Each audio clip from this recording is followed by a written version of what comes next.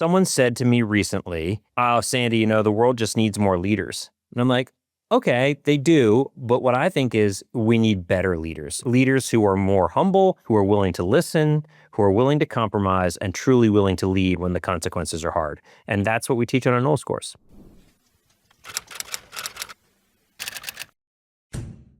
Welcome back to the 10 Adventures podcast. Today we're talking about learning and leadership in the outdoors. And with us is Sandy Colhoun, president of the National Outdoor Leadership School. Hi, Sandy. Welcome to the show. Hey, thank you so much for having me. It's great to be on, and really looking forward to our conversation. So appreciate making the time. I'm looking forward to just, all the knowledge you have as the president of the National Outdoor Leadership School. And before we talk about kind of the importance and what you've learned in the National Outdoor Leadership School, can you maybe share how you fell in love with the outdoors? I absolutely will. And first of all, again, thank you, Richard, for making the time. Really appreciate it. I would just say that I grew up in Baltimore, Maryland, actually, and so in the Mid-Atlantic, solidly.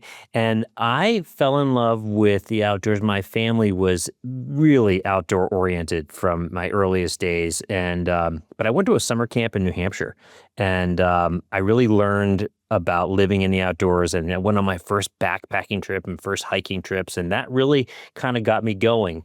But I'll just say that it wasn't until I took a NOLS course that I finally understood how to do it on my own. Instead of being taken out, I actually could go out on my own.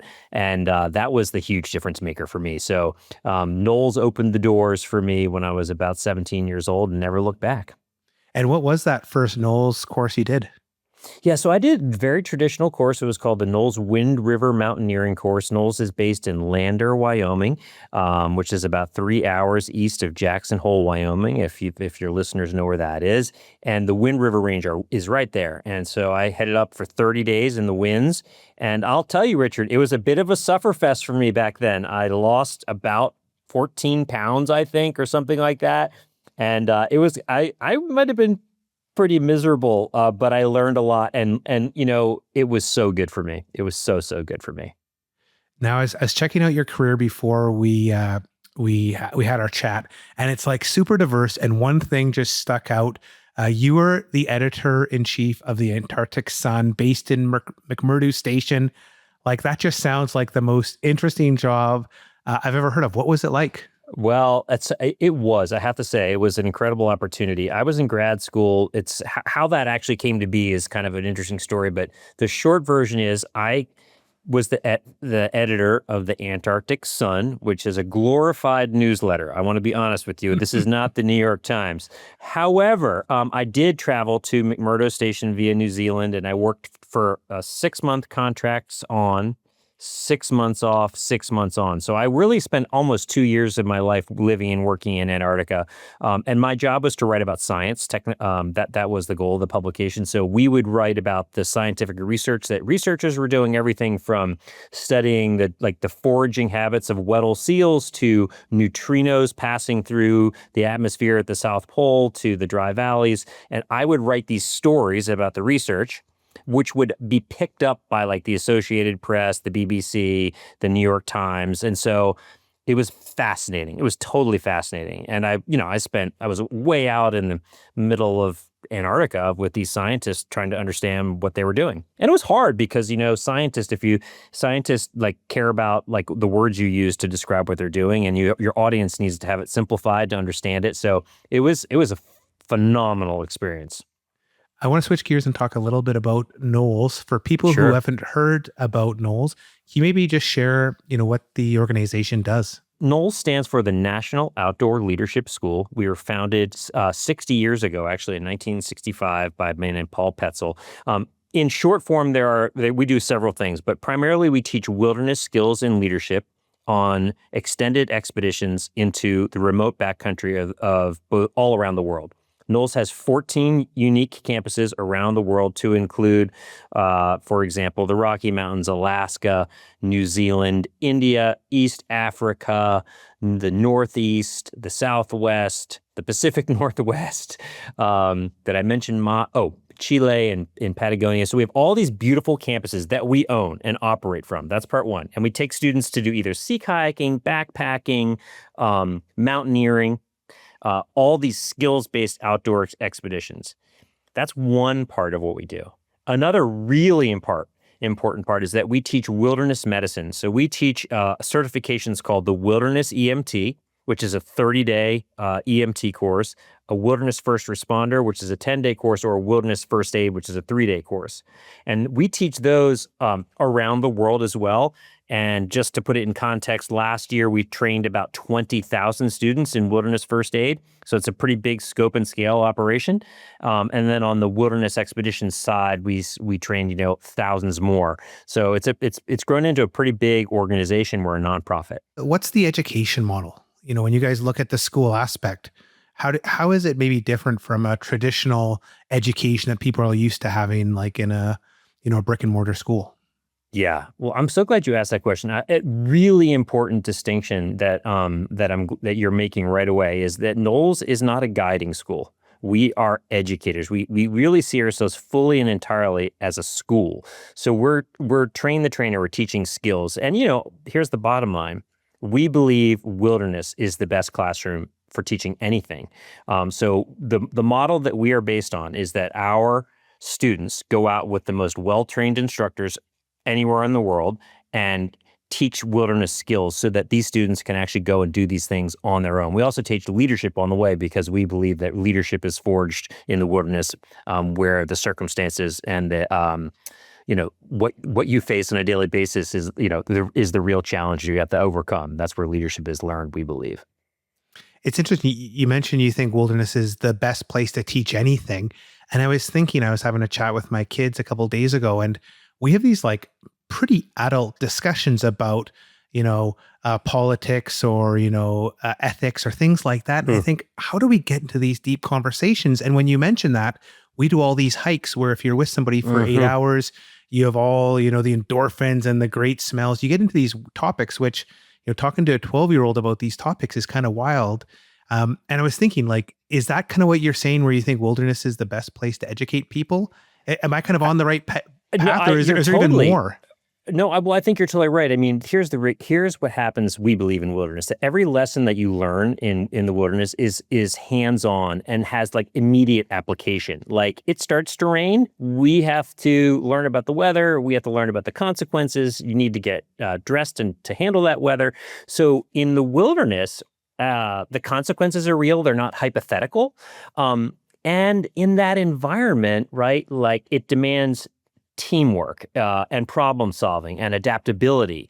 And so we believe that, when you're really faced to confront a challenge or you're trying to learn something new, you get to apply it in real time, which so often, by the way, I love, I'm a higher ed guy. I love classroom teaching, but a wilderness classroom has a different level of connection. You have all these different types of courses. You have some shorter ones, and then you also have these semesters abroad, which, looking at these, I was like, oh, every single one looks really incredible.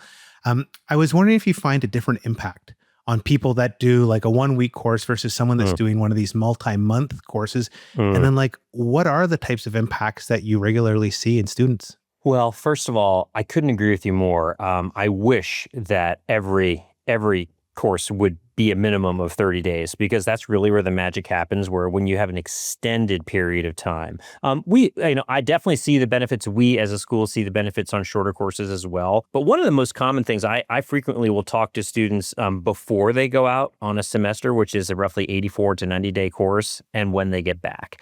And I'm like, hey, how did this land? What was the most important thing? Frequently, college students in particular, but any student would say, the lack of technology transformed how I feel about the world, because I was able to have these different kinds of relationships and conversations with my fellow students and instructors, like transformative impact. And it's really hard to do that unless you're really out in the wilderness these days. And now it sounds like you do a lot of hiking with your family, like those 8-hour gaps, but you come back to your phone. And interestingly, I'm going to tell you something, Richard, just a small anecdote. Is that okay? Yeah. I talked to one of the students and I said, well, what was the hardest part of the course? And he goes, I'm going to surprise you, Sandy. Might be surprising. It wasn't that we had to climb a big mountain or we had to go down a freezing cold river or suffer through the rain. It was that in between sessions, like you might do a sea kayaking section for 30 days, and then you would transfer to a hiking section. But there was like 3 days or 2.5 days where you went to a base camp to like re-outfit, get the different set of gear, put the kayaks away. And at that time, people had access to a phone. And he said, like, getting over the hump into the next section where you could put all that behind you again just felt like this extra load of work. And I was like, wow, that's amazing. So even that little bit of contact for 2 days became something like hard to, you talk to your girlfriend or your boyfriend or whatever, or the family problem. So it's kind of, this conversation is like moving, like the digital free world is a really big focus for our school. Like we believe that's so important. You mentioned kind of the person graduating from college or maybe graduating from high school that wants to go and recreate more. Do you also, help people maybe at different stages in their life? People that have always dreamt about spending time in the outdoors, but maybe they're, 45 or 50 or 60 and they want to go and learn those skills. And do they get something different out of it from maybe people who are earlier in their life? It's such a good question. I mean, I would say, first of all, we teach students from roughly 14 into their 80s. Like we have such a range. Like we have adventure courses for younger folks. So we have courses that are for, generally older folks. And we also, as you can, on our website, NOLS.edu, NOLS.edu, you can find, you can search for courses based on your age or what your interests are, right? And your location. So all those ways you can search for a course. And what we find is that, older learners are just like sponges. I mean, so are younger learners, but the older learners are so keen to like learn a new skill. One example, NOLS has a horse packing course that we teach because many of our courses are, most of our courses are supplied with horses. So we also have a huge horse ranch with, 80 Mustangs. And so as part of that, we teach horse packing. So these students will come, in their mid-30s, 40s, 50s and say, I want to learn how to ride a horse. I want to go into the backcountry. I want to learn how to take care of a horse.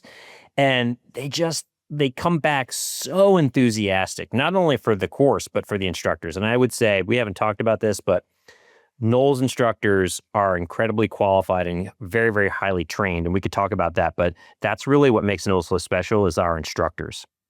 Well, I know, I've done lots of guided, mountaineering courses, and my favorite instructors, and they're not all of them, or favorite guides, are the ones that they're like, yes, I'll guide you, but I really want to teach you. I want you to learn what we're doing. And so I do a lot of backcountry skiing and, finding guides that will explain why they're taking routes and they'll give you that information. I feel like I'm just like one of your older guests where it's just like I'm a sponge. Like, tell me why you're choosing this route. Tell me why we're doing this each day. And not all guides are like that. Some of them just set the pace, you follow them and they're just like, I'll keep you safe, but I don't want to share.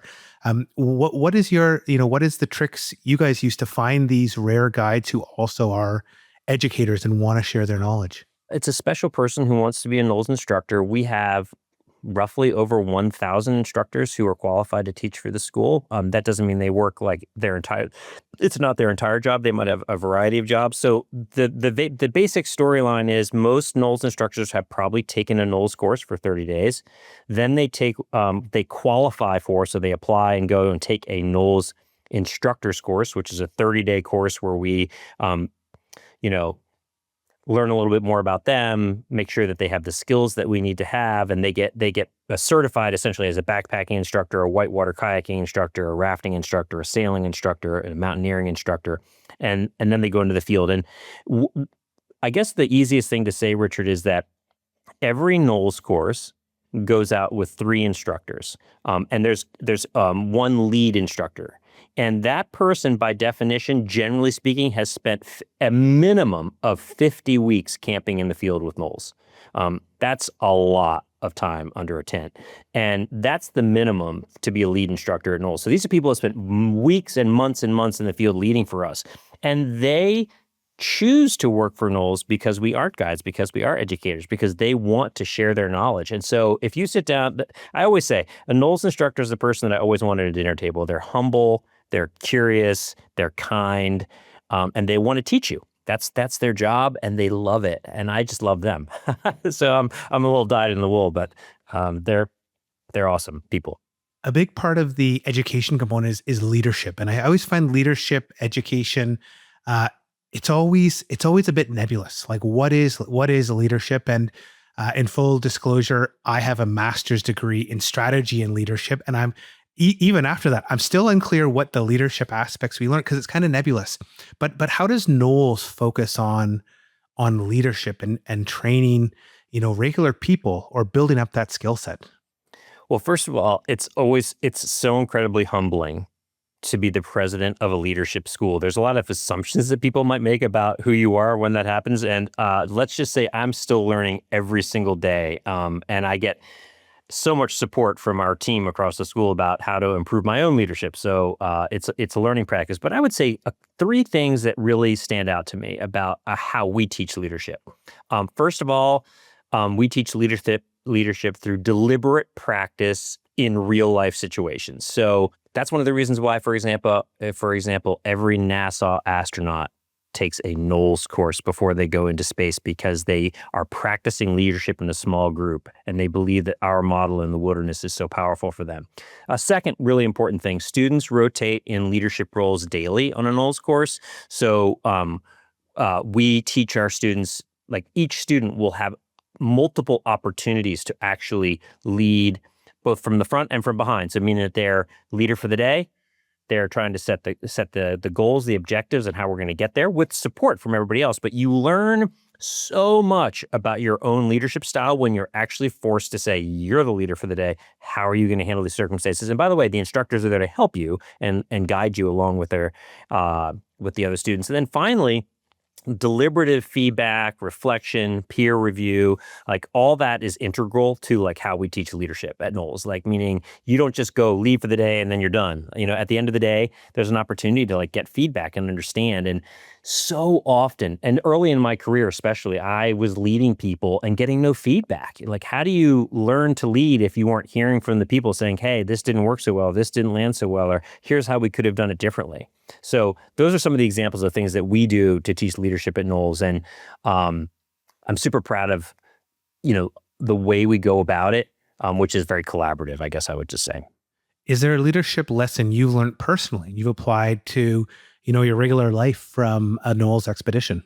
Yeah, well, for example, I just got back a few weeks ago from a sea kayaking expedition in Alaska in Prince William Sound. So I traveled to Alaska with a handful of NOLS actually trustees, and went out on a course with 3 instructors. And just as a fact, it was the wettest I've ever been. I mean, it just rained and rained. This is like you can imagine being Canadian, it was wet, and everything was soaking. And I think that even, here I am, the president of NOLS, like by the 4th or 5th day, like I was soaked to the core, everything was wet. And I was pretty bummed out. I was like, wow, and I was a little bit nervous. So I was like, wow, what if it doesn't dry out? Like, is it 10 more days like this or whatever? And the leadership lesson that I learned was I watched one of our lead instructors sort of like he was watching our group, and he could see that people were sort of like, he could feel the energy, and he pulled us all into a group, and he's like, let's talk about how things are going and like what we can do collectively to like make sure that we're going to be strong and great, not just for today, but tomorrow and the next day. And what I learned like that is that, it was just like this humble willingness to listen to what everybody else had to say around, not just you. And I think as a leader at NOLS, like one of my biggest things is to be open to everybody's ideas, and also to be transparent, to be very, very transparent. And I feel like when I was on that kayaking trip and watching how our lead instructor was moving through the day and coaching us and helping us, I was like, wow, he's transparent and he's really willing to listen. A big part of NOLS is the expedition behavior. And I thought that was really interesting. Can you maybe talk about how, what that is, how it's applied, and then how that kind of permeates into people's like regular lives when they're not on a NOLS semester? Wow. So expedition behavior or EB. And by the way, if you to see it in words, you can just go to the NOLS web, just type in NOLS expedition behavior, and you'll get it. EB is like a central part to the value system of our school. We have our mission, our vision, and our values. And among the values that we treasure are what constitutes EB. And EB really are like the actions that serve the health and function of a group or a community. And the easiest way for people who are listening to understand it, let me give you a few of them. To serve the mission and goals of the group, to be as concerned for others as you are for yourself, to be kind and open-hearted, to do your share and stay organized. Those are just three. EB is basically a value system that any religion could have. It doesn't matter if you were the Jewish tradition, the Christian tradition, the Muslim tradition, the Islamic tradition, any religious tradition, you might see these values permeated through what they're trying to say. But in our case, it's sort of organized around community, leadership, and being kind and open-hearted. One of the last ones that I love, because using EB doesn't always mean like always being so, like dedicated to making sure everybody else is happy. One of the ones is help others, but don't routinely do their work. It's understanding that if you get to the campsite at the end of the day and you know that there's a lot of work to be done, but you need something to drink, you need like 10 minutes to take a deep breath and put on like a dry shirt. That time that you set aside for yourself will actually make you stronger to help the group later. So these are all parts of EB that I think are super important for how we lead in the outdoors. And every NOLS course, every NOLS student will come back understanding all of the pieces of EB. You mentioned earlier it's the 60th anniversary for NOLS, and if you just think how much the world's changed in the last 60 years, you can imagine how much it must have changed for you folks. But, how have you seen the wilderness change? Or when you look at the evolution of NOLS, how has the wilderness and your role in it changed over the last 60 years? I think we all know that wilderness, strips down the world to essentials, and it builds both resiliency and judgment and adaptability. But I would just say that the wilderness has never been more important, is what I would say. I mean, we have to treasure the wilderness, and our outdoor classrooms at NOLS are like that is what we are driven by. Like, without our classrooms, we don't have a school. And so I think the question is like, how has wilderness changed? The demands on the world to like find time for wilderness have become so high that it's hard to get people to go out and understand. And once they do get out, they, like, as I think like your heart opens, your mind opens, and you come back a transformed person. I would say that like becoming an environmentalist is definitely not like our mission at NOLS. It's not our mission to create environmentalists. But when you come back from a NOLS course and you can see a glacier that's receded, or you can understand the power of where we've been in those designated spots, like, you'll have different kind of appreciation for them. And maybe you will become an environmentalist. It's not our first foot, but it's like a leading foot. And so how has wilderness changed? Well, obviously, the pressure on them is relentless, and it's our job to be stewards of those places. You mentioned earlier a little bit about education, expedition behavior, and it's a little bit about like being responsible. And one thing I've noticed just in the last 20 years is just an increase in the amount of, irresponsible people in the outdoors, lighting fires and fire bans. A big thing in the Canadian Rockies is people have parties in the backcountry. So they bring up, ghetto blasters and alcohol, and they leave the place disgusting. At the, mountain huts here you go in sometimes, and they're just disgusting. That's awful. Part of me wonders, we have this, you mentioned this increasing demand of people wanting to experience nature in the backcountry, combined with people that kind of don't want to experience that. And I was wondering, like, do you see that in your clients, that there's a big education aspect of, hey, we have people coming in with some really bad behaviors and maybe, don't have the knowledge of how to take care of these, last few wilderness places that are around? Well, it's interesting. My thought on that one is, it's interesting. Most NOLS courses are so far back in the wilderness that we don't encounter that many people. I mean, most NOLS courses are generally off trail, reading only paper maps and going to such remote spots that it's more unusual than not that we would run into that kind of a whole situation. That's not to say it doesn't happen. It does happen, and I think we're modeling with our students like, hey, look, this is not what we're about. There's no technology out here. There's no screens, and so I totally hear that. I actually just got back from another hiking trip in the Dolomites of Italy, and I thought you were going to say everybody was using all trails to get around the Dolomites, which is the app that, All Trails. It's like a digital mapping. And so I would get to someplace and have a paper map, and people are like, can I see that? Like, where are we exactly? And I'm like, it was shocking. I'm like, how can you do like a 8-day trip in the Dolomites and not have a paper map? Oh no, it's all on my phone. Like, what happens if your phone dies? Yep. So I thought that's where you're headed with it. Like we teach paper map skills. We don't take any like all trails. We don't use any technology like that on NOLS course ever. Full stop. Yeah, actually, it's funny. I mentioned I was in the Alps, and Yeah. I was using like, GPS apps as well. And I kept trying to think, I can't make sense because I didn't know where I was going. And just looking at a little screen on my phone, I found it really tough to decide what trips to do or where to go. And eventually I went and just bought a map. I'm like, okay, now I can see the terrain features. I can see the whole range as opposed to just one little, mile by mile square.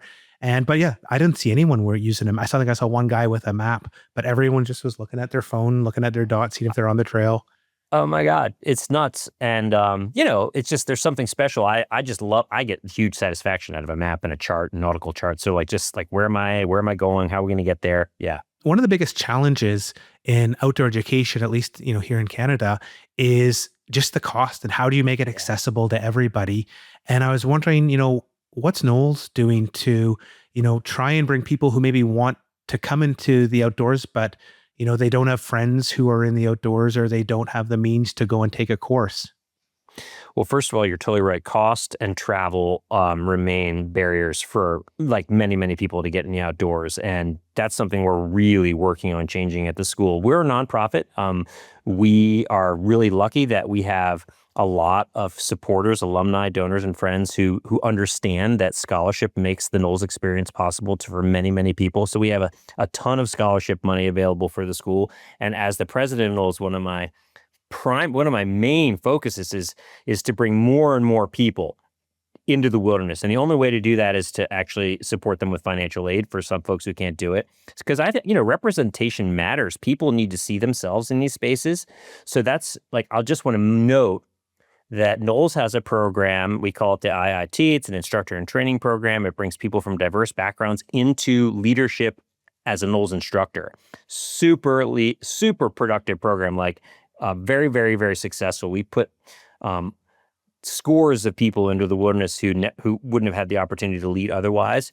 So we're building partnerships, we're funding scholarships, we're lowering those barriers. And I will have been a failure at NOLS if we don't see a radical transformation in the number of students that can get into the wilderness that wouldn't otherwise be there. And that's super important to me. The outdoors needs to look a little bit more like the world that we live in, is my opinion. So if I were to grant you one wish, obviously NOLS has taught so many people, but you can give every human one skill before going into the outdoors. What's one thing you just wish everybody had, or one thing they did before going into the outdoors? That's such a good question. The one thing that I would want people to be able to do is, I guess I start from a place of planning, right? As much as like it's the idea of like, I want everyone to step into the outdoors. Like, the success of an extended wilderness trip is totally reliant on the planning that happens before you go. And that's a metaphor for leadership in life. It's a metaphor for the business meeting you're going to be in tomorrow. It's a metaphor for your synagogue leadership or your community. Like, doing the planning the route, planning your sharing where you're going with your loved ones so they know where to find you if things go wrong, having an emergency system so people can reach you, thinking about the weather, thinking about the food and clothing you need, looking at your maps. So my wish for people who are going into the outdoors is that they take the time to know where they're going and plan so that they can have a great time when they get out there. And one thing I find a lot, I love that answer, is I took an 80-hour adventure medic course years ago. And Wow. it's amazing how many times I've helped people that have no first aid equipment at all. And just, having some tensor bandages, having a sling, having a bunch of Band-Aids, having some antihistamines, all these, it's just little things. And I'm always just like, what are you doing Yeah. doing a 7-day backpack and you don't even have Band-Aids, let alone like Yeah. some basic tools. And yeah, just a bit of planning is going to make it so much better. It is. And we haven't talked much about NOLS Wilderness Medicine, but that's what it's all about, is being able to step up in a moment where there's real need, where, we were actually, when we were in the Dolomites last week, we passed a woman and, she was not doing well. And fortunately, she was with another physician, which was great, but it doesn't always happen that way. And being able to like have a little bit of confidence to step in at the right moment and be like, hey, I can help you with that. Like, how are we going to get through the situation together? A little bit of I took a EMT course years ago, and it's had a big impact on my life. I was a ski patroller and all those kinds of things. But having a little bit of wilderness medicine, could really have a big impact on your life for It's wild, you and actually. others. We were in Switzerland, so my kids all got Swiss Army knives, and within a day, Oh, geez. Small cut and then a pretty massive cut. And I just, thank goodness, I had my hiking first aid kit. Oh, I had steri strips in there. I had iodine, so we washed it, put some iodine on, put the steri strips to close the cut, and then I had some nice bandages. And I'm like, what would happen if you didn't have that? You totally. We would have, we probably would have had to go to like a doctor or like a Right. hospital, because it was like a pretty serious. It wasn't serious enough for to need stitches, but it was like, again, just a little thing. Yeah, steri strips. I think phenomenal thing to have in your first aid kit. I didn't even know about those before I took that course years ago. So yeah, planning's a good one. I want to move on to NOLS. It's your 60th anniversary. You're having a big party in September. You also have the second summit, which I complimented you on before we came on here. Really, really well done document. It's really clear about where NOLS fits. Do you want to maybe talk just a little bit about these two things? Sure. The second summit is the NOLS' strategic plan. It's a 5-year plan that we developed now a year and a half. It's a 5-year plan. We've just finished the first year. As I said to you, Richard, there's no rocket science about it. It's really just the basic things that we want to accomplish in the next 5 years. And just like anything else in life, good leadership, if you don't have a roadmap, you do not know where you're going. About 3 weeks ago, I sat down with our leadership team and we gave ourselves a scorecard. How are we doing against these 5-year plan that we set out to do? And I said, by the way, it's totally fine to have a failing grade on some things, because we have 5 years to get it done. It's plenty of time. There's like lots of time. If it was year 4, okay, it becomes more. Yeah. So the second summit plan is our roadmap. It's informing everything we do. I'll just quickly say it has 4 categories: our people, which is the number one thing about our school, our programs, our finances, and our brand. And those are the 4 buckets that everything we do. So every time we make a change or decide, we always go back to the mission, vision, and values, and then the second summit plan. So that's informing everything we do. By the way, we didn't do very well. I'm like, wow, we're not doing very well just yet, but it takes time. Like, these things take time. The second question was about our 60th. It's super exciting. I mentioned we were founded in 1965 by legendary outdoorsman Paul Petzl. If he's watching from far above, he would be astounded to know that we're a $40 million organization. It's just kind of amazing that NOLS has grown so much and serves so many. We will be gathering in Lander, Wyoming, with like hundreds of instructors and alumni and parents and friends and students to celebrate the legacy of our school and to talk about where we're headed. I think a lot of people are interested not only in where we've come from, which is extraordinary, founded by this tough, gruff mountaineer named Paul Petzl, who cut his teeth in the Grand Teton and in the Himalayas, but how far we've come and where are we headed? Like, what does NOLS need? I think the world needs NOLS more than ever. I mean, this is maybe getting a kind of a closing thought for you, but, someone said to me recently, oh, Sandy, the world just needs more leaders. And I'm like, okay, they do. But what I think is we need better leaders who are more humble, who are willing to listen, who are willing to compromise, and truly willing to lead when the consequences are hard. And that's what we teach on our NOLS course. That's beautifully said. I'm going to end with one last question, and I'm always interested, people that have traveled the world and seen all these beautiful places. Are there 3 expeditions or places in the world you've been that just immediately bring a smile to your mouth, to you as soon as you remember them? Listen, they all do, but I'm going to try. Okay, I'm going to start with a place that I just love, which is Patagonia. NOLS has a campus in Chile, and going to Chile is like stepping back in time in terms of the rustic beauty and of that part of the world. If you can get to Patagonia with a NOLS course, or however you do it, get there in your lifetime if you love the outdoors. It will blow you away. That's one. A second one, maybe a little bit of a surprise, but I love sailing. I love the ocean. We have a program in Baja. We teach sailing. And so you can go on a NOLS course, have never sailed in your life, and you're going to leave understanding how to sail.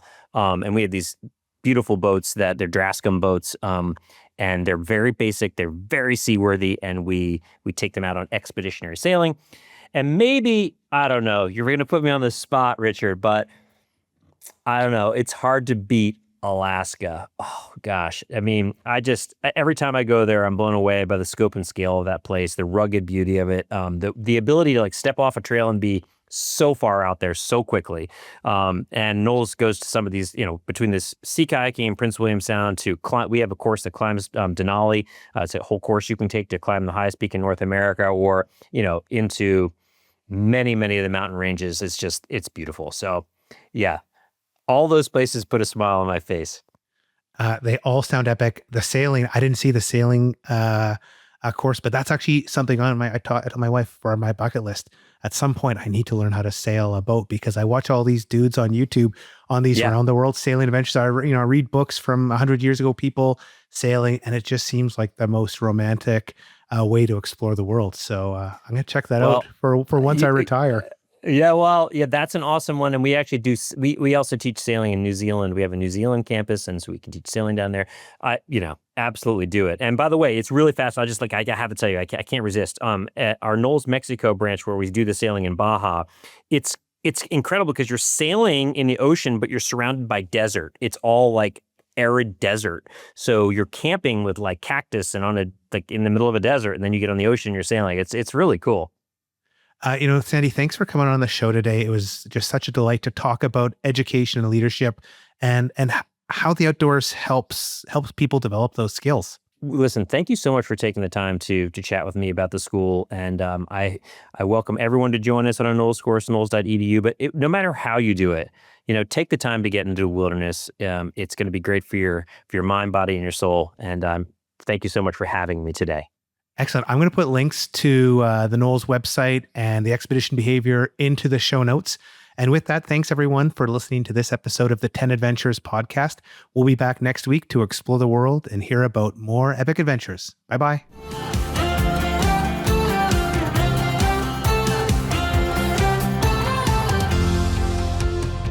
Start planning your own adventure by visiting us at 10adventures.com and listen to other episodes of the 10 Adventures podcast on Amazon Music, Apple Podcasts, Spotify, or anywhere else you find your podcasts.